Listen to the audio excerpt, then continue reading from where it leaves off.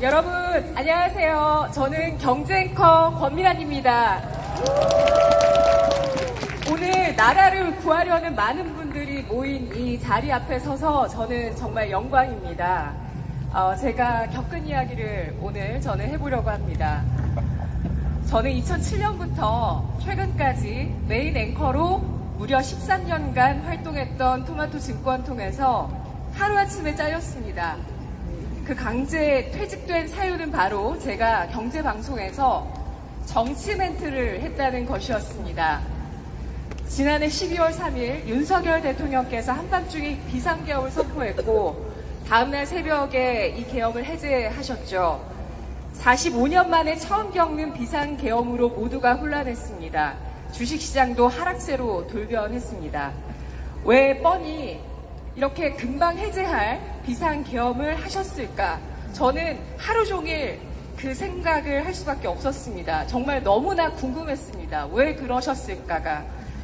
그날 뉴스 헤드라인은 내내 비상계엄은 내란이다. 대통령은 내란 수괴라는 타이틀이 도배됐습니다. 비상계엄을 한 대통령은 나쁜 사람이라는 뉴스들로만 정말 가득 차 있었습니다.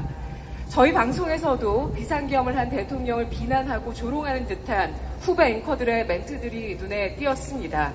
그런데 비상계엄을 한 대통령이 왜 그러셨을지, 그렇다면 비상계엄이라는 것이 과연 무엇인지 알아야 하지 않겠습니까?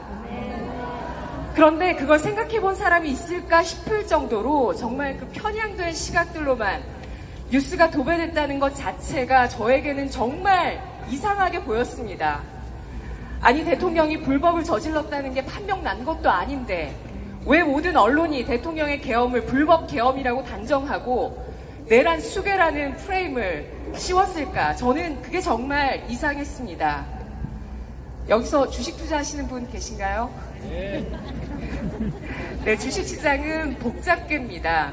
수많은 요소와 변수들을 다 반영을 하면서 역동적으로 상호작용을 하는 특성을 갖고 있고 또 대중 심리에 따라서 어쩔 때는 좀 과도하게 반응도 하고 하는 것이 늘상 나타나는 주식시장의 움직임입니다. 그리고 호재가 언제까지 호재일 수 없고 악재가 언제까지나 악재가 되지 않기 때문에 늘 세상만사 일어나는 일들의 그 양면성에 대해서 생각하고 잘 대응해야 하는 게 바로 주식시장입니다.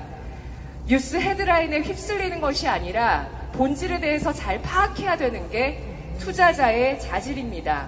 본질을 봐야 하고 호재도 봐야 하고 악재도 봐야 하고 또 지금 과도하게 반영하고 있는 것이 무엇인지 본질 가운데서 아직 주가에 반영되지 못하고 있는 것은 뭔지도 다 파악을 해야 합니다.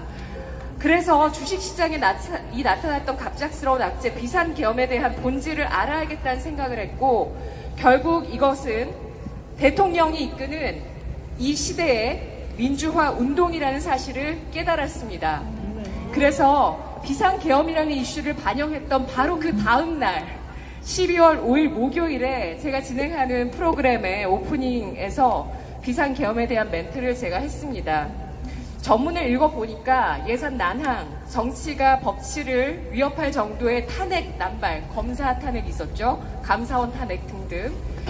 우리 국정이 마비된 상태였고 그 주체가 반국가 세력이고 국민께 알려야 된다는 게 대통령의 의도였다는 것을 알게 되었다. 그리고 대통령은 국민을 위협하려던 것이 아니었다라고 멘트를 했습니다. 감사합니다.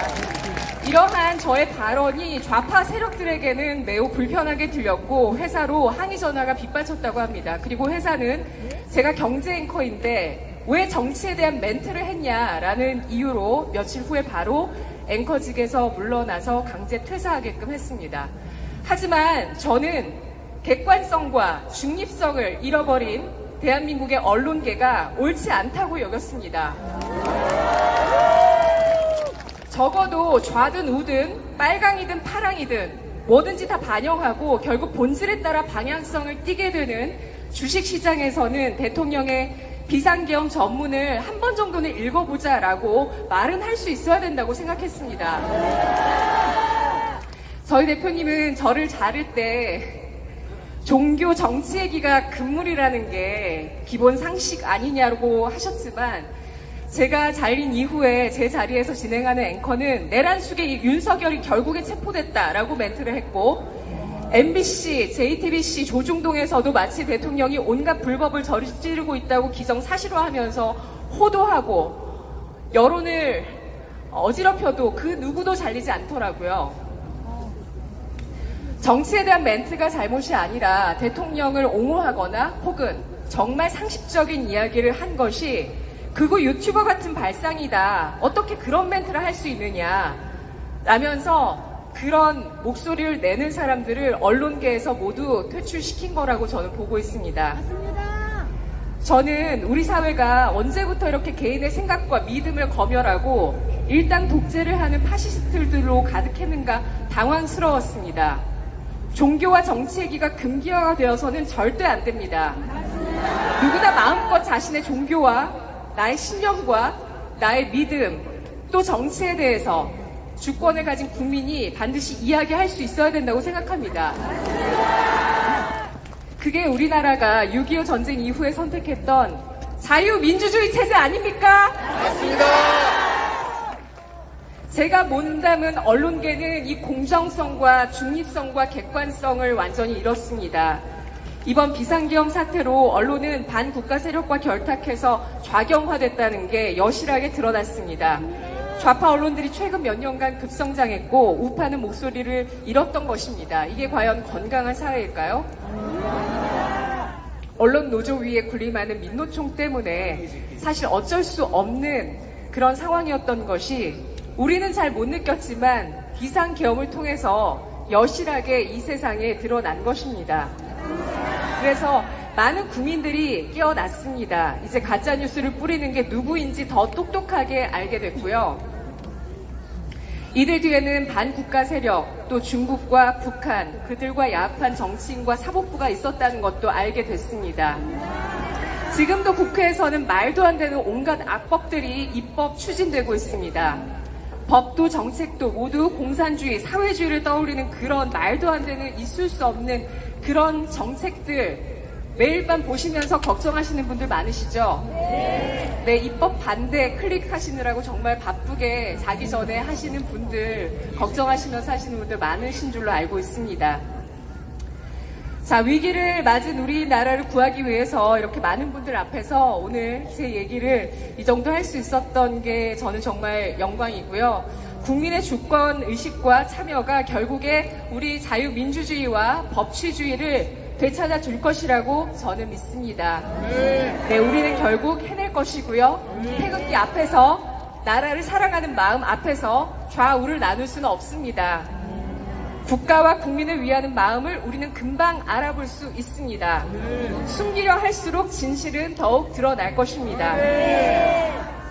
마지막으로 구호 외쳐보도록 하겠습니다. 네, 윤석열 하면 대통령 해주시고요.